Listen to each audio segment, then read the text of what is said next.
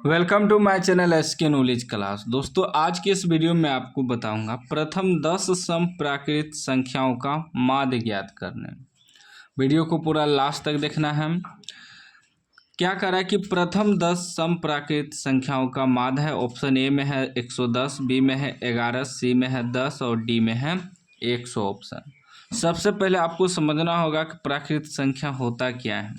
देखिए, प्राकृत संख्या जो होता है, प्राकृत संख्या एक से शुरू होता है। 1, 2, 3, 4, मतलब गिनती की संख्या कह सकते हैं या लगातार संख्या कह सकते हैं। उसके बाद 5, 6, 7, 8, 9, 10, 11, 12 इस प्रकार जो होता है वह प्राकृत संख्या होता है। लेकिन हमें निकालना है 10 गो सम प्राकृत संख्या इससे। तो सम प्राकृतिक संख्या क्या हो जाएगा, सम लेना है। सम संख्या जो होता है तो सम संख्या आपका क्या हो जाएगा, 2 हो गया, 4 हो गया, ये सब सम संख्या है।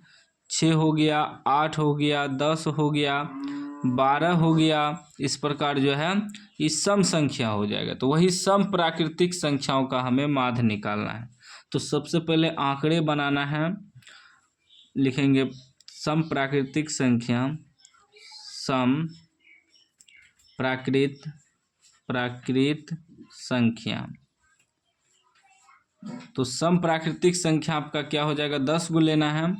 जैसे 2 हो गया, उसके बाद आपका हो जाएगा 4, 6, 8, 10, 12, 14, 16। जैसे 2, 4, 6, 8, 10, 12, 14, 16, 18, 20। कितना हुआ, 1, 2, 3, 4, 5, 6, 7, 8, 9, 10। 10 गो लेना था, 10 गो ले लिए। 20 गो लेना हो तो 20 गो ले लेंगे। इसी में सवाल चेंज करके सम की जगह विषम कर देगा तो विषम संख्या हो गया 1, 3, 5, 7। विषम संख्या वह होता है जो या तो केवल स्वयं से भाग लगे, मतलब जिसमें 2 से भाग ना लगे, उसी को विषम संख्या कहते हैं। सम संख्या कहते हैं जिसमें 2 से भाग लगे। ठीक ना, याद रखिएगा। अब ये मेरा आंकड़े बन गया, तो हमें निकालना है इसका माध्य। तो माध्य बराबर सूत्र होता है, माध्य बराबर सूत्र याद रखिएगा, आंकड़ों का योग। माध्य बराबर सूत्र होता है जो आंकड़ा दिया है, ये आंकड़ों का योग बटे आंकड़ों की संख्या।